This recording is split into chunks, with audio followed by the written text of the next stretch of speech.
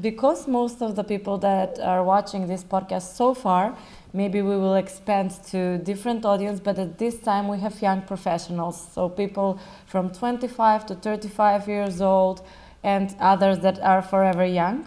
I will ask you to sort of tell us some career advice. What will your career advice be for youth here in Macedonia? How can they move forward, and in which ways they can move their careers ahead?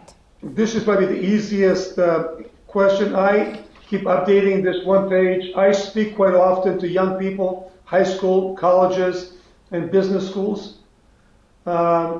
And I firmly believe this is as applicable in Macedonia as it is in United States, China, can be Israel, can be Latvia, can be Indonesia.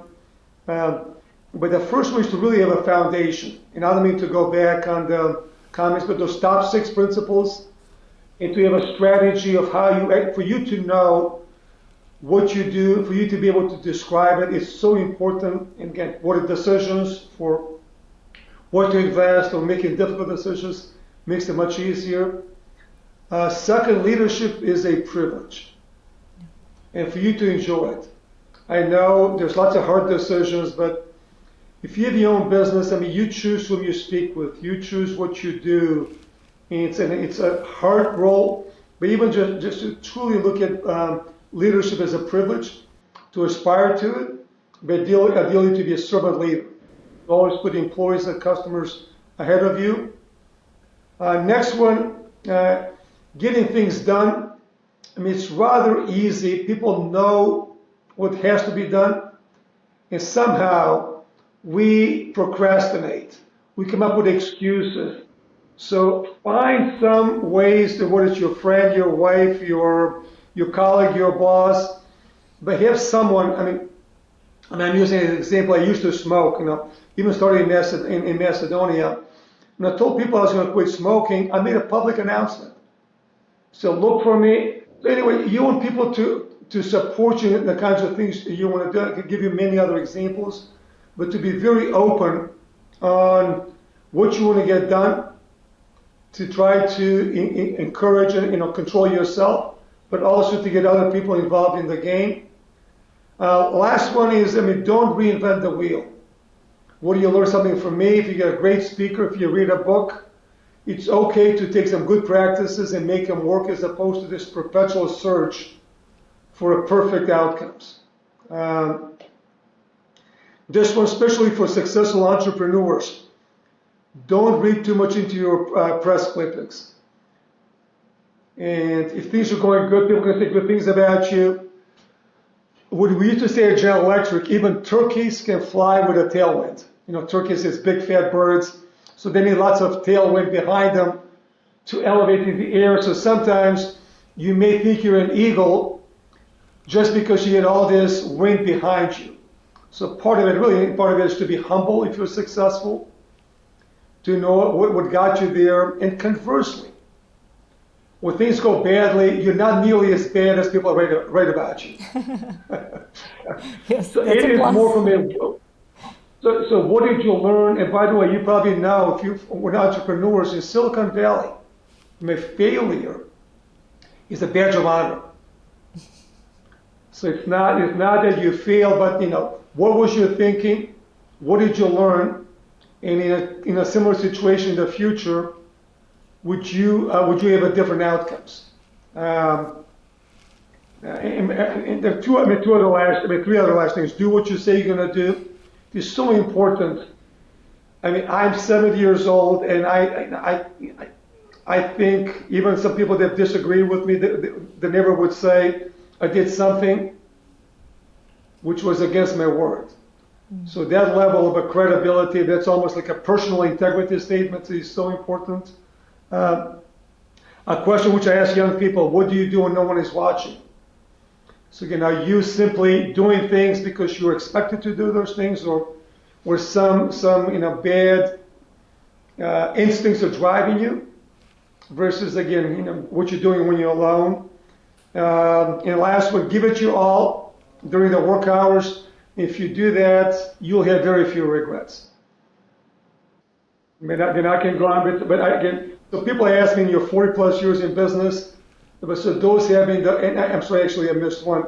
Always take the hard job. There's no replacements for real experiences and no replacement for being in the middle of challenging growth opportunities, challenging turnaround, challenging, if you will, break into new markets. Yes. And you can read lots of books, but there's nothing like practical experience. Not even virtual reality and artificial intelligence will be able to replace you.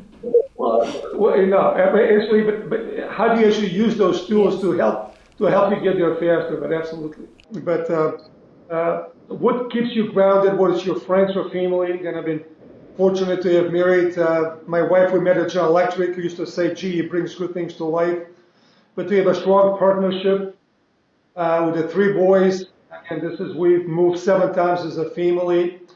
But just have the foundation and support. Can be friends. Obviously, you know, there's many ways, but just to have that support is so critical, especially if you have those difficult jobs and, you know, work is all these ups and downs. So that level of a appreciation for the support system you have. Take care of yourself spiritually, faith-wise, and health-wise.